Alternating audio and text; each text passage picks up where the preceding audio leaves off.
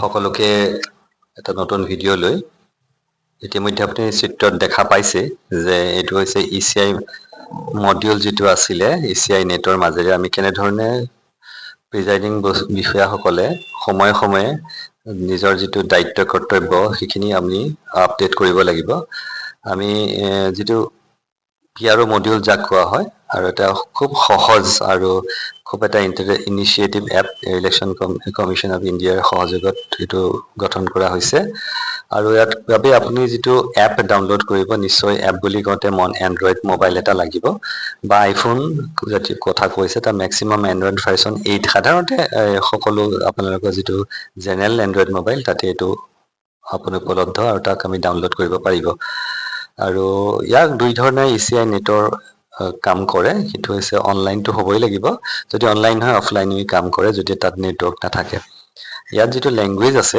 Language সমূহ ইতিমধ্যে আপোনালোকে দেখিছে যে বিভিন্ন ল্যাঙ্গুৱেজ আছে তাৰ পিছত হিন্দী ইংলিশ অসমীয়াও আছে আপুনি এটা যিকোনো এটা ল্যাঙ্গুৱেজ চয়েস কৰিব পাৰে তো ইয়াত এটা আপোনালোকক কৈছে ৰিমাইন্ডাৰ যে আপোনালোকে মোবাইল ফোনটো যেতিয়া আপুনি লৈ যাব তাৰ লগতে আপুনি যাতে চাৰ্জাৰ আৰু লগতে পাৱাৰ বেংক এটা নিব আৰু ইয়াক কেনে ধৰণে আপুনি ডাউনলোড কৰিব লাগিব সেইটো সহজ আপোনালোকে গুগল প্লে ষ্ট'ৰ যেটো আছে তাত যাব গৈ পেলাই তাত আপুনি ECINET আমি স্পেচ নিদিব ECINET বুলি মাৰিলে আপুনি ওলালে তাক আমি ডাউনলোড কৰিব ইতিমধ্যে মই ইয়াত চিত্ৰত দেখুৱা হৈছে আৰু লগতে তাৰ যেটো ভিডিও আছে সেইটো তাতে আমি দিছো কাখতে আমি তাতে দেখিব আপুনি ECINETত ক্লিক কৰাৰ লগে লগে প্ৰথমতে যাব গৈ আপুনি মুখ্য কথাটো হৈছে বিভিন্ন ধৰণৰ ইন্টাৰফেসবোৰ থাকিব কিন্তু প্ৰথমতে গৈ পেলাই তিনডাল যে আছ আছে কোনৰ ফালে তাত ক্লিক কৰিব দেই প্ৰিজাইডিং অফিচাৰৰ ক্ষেত্ৰত কৈছো তাৰপিছত অফিচাৰ্স লগইন যেটো আপুনি অফিচাৰ গতিকে অফিচাৰ্স লগইনত কৰিব তাত ক্লিক কৰিলে আপুনি লগ ইনত দুটা বস্তু দেখা পাব তাত আপুনি এই দ্বিতীয়টো অৰ্থাৎ যেটো কন্ডাক্ট অফ ইলেকশন তাত সিলেক্ট কৰিব তাৰপিছত আপুনি নেক্সটত মাৰিব তাৰপিছত আপুনি তাত এখন মেনু উলাব মেনুখনত PRO বুলি লিখাই থাকিব অৰ্থাৎ প্ৰিজাইডিং অফিচাৰ এইকিটা বস্তু স্টেপ বাই স্টেপ আপুনি ক্লিক কৰি ল'ব লৈ আপুনি যেতিয়া নেক্সটত মাৰিব নেক্সটত মাৰাৰ পিছত আপোনালোকে দেখা পাব যে আপোনাৰ ফোনৰ নম্বৰটো বিচাৰিব অৰ্থাৎ ফোনৰ নম্বৰটো আপুনি এন্ট্ৰি কৰিব লাগিব আৰু ইতিমধ্যে আপোনাৰ যেটো নম্বৰটো এন্ট্ৰি হৈছে অৰ্থাৎ যেটো নম্বৰৰ দ্বাৰা প্ৰিজাইডিং অফিচাৰ হিচাপে আপোনাৰ নম্বৰটো ৰেজিষ্টাৰ আছে সেইটো নম্বৰে দিব লাগিব দেই ইয়াতে আপোনাৰ ঘৰৰ কাবাৰ নম্বৰ দিলে নহব যেতিয়া আপুনি দিব আপোনাৰ তাত আপুনি সেন্ড OTP বুলি আছে সেন্ড OTP আপুনি OTP টো সেন্ড কৰিব তাৰপিছত মাৰি দিব নেৱাৰ লগে লগে আপোনাৰ নামলে 6 ডিজিট এটা OTP আহিব সেই OTP টি আপুনি ফিল আপ কৰাৰ পিছত আপুনি ভেৰিফাই কৰিব তেতিয়াহে আপুনি এটা মেইন যিখন ইন্টাৰফেস মডিউল আছে তাত আপুনি সোমাব পাৰিব অৰ্থাৎ আপুনি আপোনাৰ এই একটো এক্টিভ হ'ব সেইটোৱে কথা গতিকে আপুনি এতিয়া কি কৰিব এতিয়া গৈ পেলাই আপুনি যেতিয়া 6 ডিজিট মডিউল যেতিয়া আপুনি OTP টো দিব OTP টো দিয়াৰ পিছত আপুনি এনে ধৰণে এখন ড্যাশবোৰ্ড দেখা পাব ড্যাশবোৰ্ডৰ বিষয়ে এখন চমুকে কৈছো ইয়াত বিশেষ একো নাই আপুনি পুলিং ষ্টেচন ডিটেইলছ টো যেহেতু আপুনি যেতিয়া ৰেজিষ্টাৰ কৰিব আপোনাৰ ফোন নম্বৰটো দিয়াৰ লগে লগে ইতিমধ্যে আপোনাৰ কোনটো পুলিং ষ্টেচনত কৈছে তাত কিমান ভোটাৰ সংখ্যা আছে আপোনাৰ প্ৰিজাইডিং অফিচাৰ নাম কি সকলোবোৰ ইয়াতে আগতীয়াকৈ আপুনি উপলব্ধ হ'ব আপুনি ফিল আপ কৰি থাকিব নালাগে সেই লগতে আৰু ইয়াতে দেখিছে আপুনি মক পুল ইতিমধ্যে মোৰ ভিডিওটোৰ আগৰটো আপুনি যদি চাইছে মক পুল ৰাতিপুৱা সময়ত কৰিব লাগিব এতিয়া ৰাতিপুৱা 5:30 বজাত মক পুল কৰিব এই মক পুল কৰা সময়টো স্টাৰ্ট হৈছে নে মক পুল ইত্যাদি কথা সোধা হয় তেতিয়া আপুনি সময় সময় একিটা দিব লাগিব লগতে পুল স্টাৰ্ট সময়ত কেতিয়া হৈছিল কোন সময়ত হৈছে সেইটো আপুনি দিব লাগিব আৰু পুলিং ট্ৰেন্ডছ ডিটেইলছ অৰ্থাৎ আপোনাৰ সময়ে সময়ে 9টাৰ পৰা 5 বজালৈকে 2 ঘণ্টাৰ মূৰে মূৰে কেনেকুৱা ধৰণৰ ট্ৰেন্ড হৈছে সেই গোটেই ট্ৰেন্ডটো আপুনি কিউমুলেটিভ টোটাল অৰ্থাৎ 7টাৰ পৰা 9টা 7টাৰ পৰা 11টা এনেকৈ থাকিব টোটাল ভোটটো তাৰমানে আপোনাৰ সেইখিনি সময়ত কন্ট্ৰোল লিমিট বা মাইক্ৰোৱেভ ইলেক্ট্ৰল ৰোলত কি থাকিব সেইখিনি আপুনি সময়ে সময়ে ইয়াত দি থাকিব লাগিব এতিয়া মই জাস্ট ইয়াৰ ইন্টাৰফেসটো দেখুৱাইছো পিছত আপোনালোকক ডিটেইল যেটো PRO ড্যাশবোৰ্ডৰ স্ক্ৰিনত কি থাকে সেইটো দেখুৱাইছো সেইটো চাওক ওপৰত যেটা এটা আছে আপুনি সেইটো ডাটা সিনক্ৰনাইজ ষ্টেটাস বুলি কয় আপুনি ডাটাটো সেন্ড কৰিছে গতিকে নীলা সেউজীয়া হৈ গলে আপুনি গম পাব যে আপোনাৰ ডাটাটো সম্পূৰ্ণ চেঞ্জ হৈছে যদি নেটৱৰ্ক কিছুমান ইস্যু থাকে যদি আপোনাৰ ডাটাটো নাযায় তেতিয়া কিন্তু সেইটো ৰঙা হৈ থাকিব আৰু যেতিয়া হি নেট পাব বা নেটৱৰ্কৰ সময় ভিতৰত সোমাব তেতিয়া হি কিন্তু সেউজীয়া হৈ যাব যে ৰঙা হৈ থাকিলে ভয় কৰিবলগীয়া একো নাই সেইটো সময়ত হি ডাটা বা সেইখিনি সময়ত উপলব্ধ হলে নেট বা ডাটা উপলব্ধ হ'লে সেইখিনি সময়তে যাবগে। গতিকে পুলিং পাৰ্টি ডিটেইলছ আৰু এটা আছে যে পুলিং পাৰ্টিটো সময়ত উপস্থিত হ'লনে সেইটো সোধা হৈছে আচলতে। পুলিং পাৰ্টি এৰাইভেল ষ্টেটাছ, আপোনালোকৰ যে উক্ত পুলিং কেন্দ্ৰত আপুনি উপস্থিত হ'ল সেইটোও আপুনি ইয়াতে উল্লেখ কৰিব লাগিব। ঠিক তেনেধৰণে আৰু এটা হ'ব লাগিব, এই ধৰণে আপোনালোকে সময়ে সময়ে এই তথ্যবোৰ ইয়াতে দি থাকিব লাগিব। আৰু তাৰপিছত আমি এতিয়া মেইন কথাটোলৈ আহিম, আমি কেনেধৰণে এইখিনি ফিল আপ কৰিম সেইটো ইয়াত দেখুওৱা হৈছে। এইটো role of presiding officer P-1 and poll day. P-1 মানে আগৰ দিনাখন আপুনি যাব উক্ত, অৰ্থাৎ আমাৰ ইয়াতে যিদিনাখন পুল হ'ব, আমাৰ ইয়াতে 9 তাৰিখে পুল হ'ব, 8 তাৰিখৰ পৰা আপুনি 9 তাৰিখলৈ কাৰ্য বিৱৰণীৰ কথা কোৱা হৈছে। গতিকে 1 নম্বৰ হৈছে পুলিং পাৰ্টি এৰাইভেল ষ্টেটাছ। আপুনি ইয়াৰ পৰা যোৱাৰ পৰা তাত উপস্থিত হোৱাৰ সময়লৈকে আপুনি যে তাত সকলোমে উপস্থিত হ'ল সেইটোৰ কাৰণে আপুনি তাত এটা বাটন আছে, তাত ক্লিক কৰিব লাগিব যে এৰাইভ ছেফলি। তাৰপিছত আপোনাৰ দ্বিতীয় কথাটো হ'ল যে উক্ত দিনাখন অৰ্থাৎ 9 তাৰিখে পুৱা আপুনি মেচিনটো কানেকশ্যন কৰি তাৰপিছত আপুনি মকপোল কৰিব লাগিব। চ' মকপোল আপুনি কৰিলে নাই, মকপোল কিমান সময় ষ্টাৰ্ট হ'লনে সেইটো সুধিছে প্ৰথম অৱস্থাত। দ্বিতীয় অৱস্থাত আপোনাক সুধিছে মকপোলৰ সময়ত এজেণ্ট কিমান আছিল, মকপোল কেতিয়া কমপ্লিট হ'ল নে নাই। অৰ্থাৎ মকপোলত দুটা প্ৰশ্ন সোধা হৈছে। আৰু তৃতীয়টো হৈছে পুল ষ্টাৰ্ট মাৰ্কিং, পুল কেতিয়া ষ্টাৰ্ট হৈছিলে সেইটো কথা সোধা হৈছে। আৰু চতুৰ্থটো যিটো আছে সেইটো পলিং ট্ৰেণ্ডছ, অৰ্থাৎ ভোটাৰ টাৰ্ণ আউট। আপুনি সময়ে সময়ে ভোটাৰ কৈছোঁ যে 9টাৰ পৰা 11টালৈ, 9টাৰ পৰা 1টালৈ ইত্যাদি এই কথাবোৰ আপোনাৰ তাৰ মাজতে আপুনি সময় দি থাকিব লাগিব, তথ্যবোৰ দিব লাগিব। আৰু এটা সময়ত য'ত পুল শেষ হ'ব, শেষ হোৱাৰ পিছত আপুনি 17C লগত তাৰ লগত সামঞ্জস্য ৰাখি আপুনি এই গোটেই কথাবোৰ ইয়াতে তথ্যবোৰ দিব লাগিব।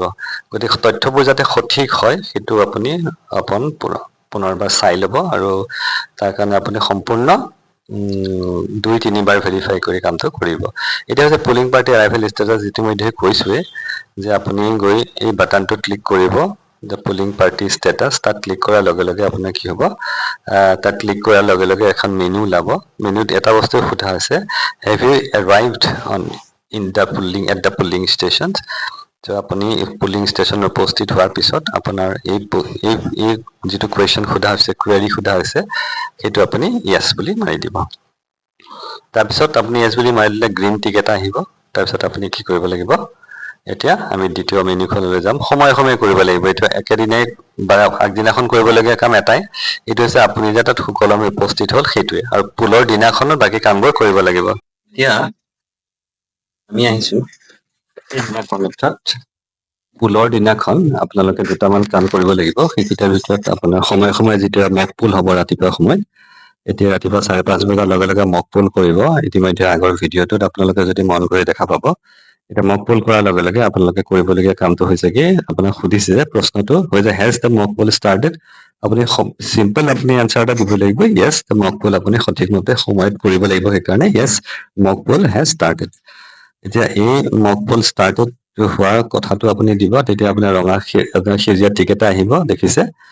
তাৰপিছত আপোনাৰ আৰু এটা কথা হৈছে মক পুল এক্টিভিটিৰ দুটা প্ৰশ্ন ইয়াত সুধিছে।